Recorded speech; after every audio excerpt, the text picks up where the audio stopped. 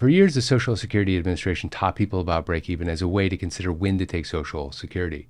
They even had a chart on their website to demonstrate how it works. The problem with being presented with only one option, particularly if it comes from a government entity, is that other options actually don't rise to the level of consciousness, or if they do, they're immediately discounted because it doesn't come from a source like the SSA. Or worse yet, people talk amongst themselves and create facts that aren't really facts at all. They're just lore. And making a decision based on lore is really not a great idea. Case in point, more people take Social Security at age 62 than they do any other age. Age 62 creates a huge disconnect between what people are really doing and the break-even chart. And we need to ask why. There might be some really good reasons. On the other hand, it might be based on lore, and they're making the decision for all the wrong reasons. And we're going to talk about that right now. Now, there are some very legitimate reasons for people to take Social Security at age 62, and one of them is they just need the money. And believe me when I tell you, I'm not here to judge. For some people, life just threw them curveballs. Maybe they got sick and they never recovered. Or maybe they got laid off in their 50s and they couldn't find a job. Or maybe they just didn't have the right mentor or the right person to show them the way with information, so they made the wrong decisions. Whatever the case may be, just needing the money is a perfectly legitimate reason to take Social Security early, but it's not the most powerful reason. The break-even calculator doesn't care about any of that. It compares potential lifespan to maximum dollars, and that is the decision point. Another reason for taking it early is that you actually make more money by taking it early. Here's what I mean. If your spouse is older, then he or she has their own full retirement age. And that full retirement age is probably about age 67. If your spouse is older, say approaching full retirement age, once they reach full retirement age, their spousal benefit can't grow anymore. And they can't unlock their benefit until the primary insured, i.e. the person whose record the payment is based on, files for their own Social Security. So if that person is younger and the spouse is older, well, you have a dilemma, because once the spouse goes beyond full retirement age, their payment stays at 50% of the primary insurance amount. So if the primary insured wants to maximize their own benefit, and so they want to wait until age 70, that means the spousal benefit can't be claimed until age 75. Yet it doesn't go up any more beyond age 67, full retirement age. Also, if you have children at home, in many cases, they qualify for a Social Security payment, depending on their age, but it's not a hard threshold to meet if they're young. But they can't unlock their own benefit until the primary insured unlocks his or hers. Gang, there's been a lot of noise out there about some pretty high-profile Medicare firms getting in trouble lately. We limit our partners to 2 or 3 well-respected firms on this channel, and one of those partners is Chapter. Chapter is a Medicare advisor that has an A-plus rating from the Better Business Bureau, has access to over 24,000 plans, saves their clients an average of $1,100 per year, and they're totally free to you. So if you have a question about Medicare, or you just want to get a second opinion, give them a call at 440-703-1224 to see if they can help. I will put their number in the description below and remind you at the end. Now back to the video. The next is when your health makes the decision for you. If you're single and you have serious health problems, filing early might make sense. Think of it this way. Because of the way Social Security is structured, it's like an insurance policy against living too long. But what if you're pretty sure you're not going to live too long? Well, that changes everything.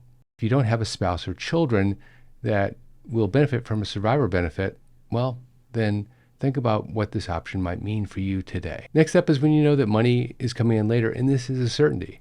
If you have funds that are sitting in a trust that are due to be delivered to you in several years. Now, that's not most people, of course, but it does happen. And whether it's a trust or it's just an inheritance or it's some other situation where you know that the funds are going to be there and you're sure, well, then taking Social Security early might make sense. But I do want to emphasize the "and you're sure" part, because you can't gamble on the fact that the money is going to be there if you don't know for sure and make decisions about your life. And so be really clear on this point that it's going to happen. And just to help you think this all the way through, let me give you a very uncomfortable scenario. You have parents and they're in their 80s and they've told you that there's $500,000 that's going to be coming to you in the next 20 years or so. And so you're pretty confident in that, but something happens and they need long-term care, and they need long-term care for a long period of time. And that $500,000 becomes $400,000 and $300,000 and $200,000. In that case, that's not sure. It's probable, but it's not sure.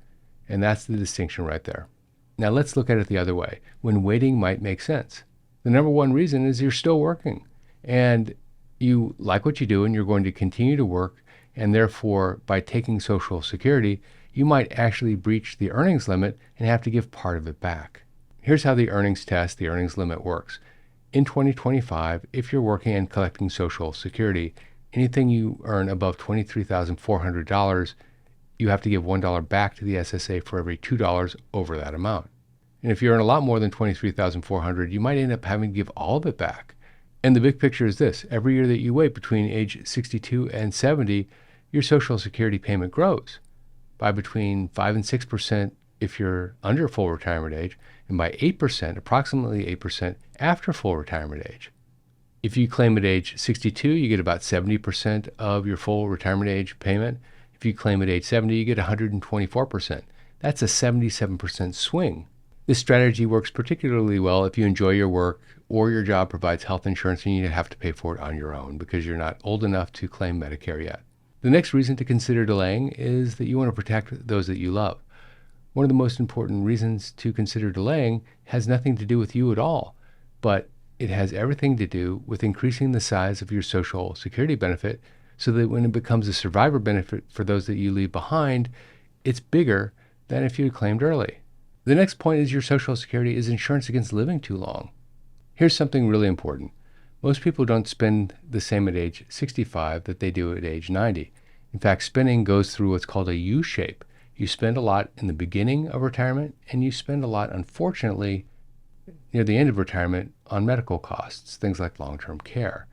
And so if you're trying to insure against the upward slope near the end of retirement, well, by waiting, you are helping manage that a bit more. And to be clear on this, long-term care is really expensive. It's between $8,000 and $12,000 a month in most cases in a skilled nursing facility, between $3,000 and $5,000 per month at home.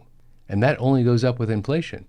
And this is where Social Security becomes particularly powerful because it's about the only income stream that you can get that has guaranteed inflation protection. Your 401k and your IRA don't have that. And if you spend those accounts down early in retirement, they won't be available for you later in retirement to cover those big costs. A larger Social Security check could mean the difference between being financially independent later in life and being a financial burden on the family later in life. The breakeven calculator treats longevity like a gamble. Smart financial planning treats it like a risk that needs to be managed. Final reason to delay is that you just don't need the money. Maybe you have a pension from your job and it covers all of your expenses, and therefore letting your Social Security payment grow seems like the natural thing to do given your circumstances. Or maybe you have rental properties that provide you a steady income. Or maybe your spouse is still working and therefore you have enough income to live comfortably. If you're in this situation, you have a luxury that many people don't. You can let your Social Security grow and live off of other income. But there's another advantage to this strategy that doesn't show up on a calculator, and that's flexibility. Let's say that you're living off of your savings for a while and things are going really well. Then something happens. Maybe the stock market crashes, or you have a medical emergency, or your pension gets cut. Who knows? At that point in time, you can always choose to start taking Social Security. But once you start taking Social Security, except for one or two exceptions that are pretty rare really, you can't stop. So you're committed to the path. This strategy works really well if your other sources of income aren't inflation adjusted. Your pension is probably not inflation adjusted. If that's the case, Social Security can provide a really nice cushion, an inflation cushion. So you can rely on your fixed income sources early when they're worth more and defer the fixed income source that's inflation adjusted for later when it's worth more. The key is to have enough other income or savings to make this strategy realistic. If you're stressed about money, this strategy will not work. But if you can comfortably wait, the financial benefits can be substantial. The point to all of this is that the break-even chart used to be the holy grail, and it created some bad thinking. It reduced a complex personal decision to a simple math problem and completely ignored the insurance benefit of Social Security. Social Security isn't just about maximizing total lifetime benefits. It's about managing risk, protecting loved ones, and making sure that you have the funds available in the later years of your retirement. If you're still not sure, sign up for my free Social Security mini course. It's one email per week for 7 weeks, and as I said, it's totally free to you. Simply go to holyschmidt.com/mini-course and input your information, and you'll start receiving emails from us. Of course, you can cancel at any time. As a reminder, if you have questions about Medicare, don't forget to give our partner Chapter a call at 440-703-1224. Also, if you like this video, check out that video, the average retirement savings at age 62. Are you ahead or behind? This is Jeff Schmidt, and I will see you in that video right there. Holy Schmidt!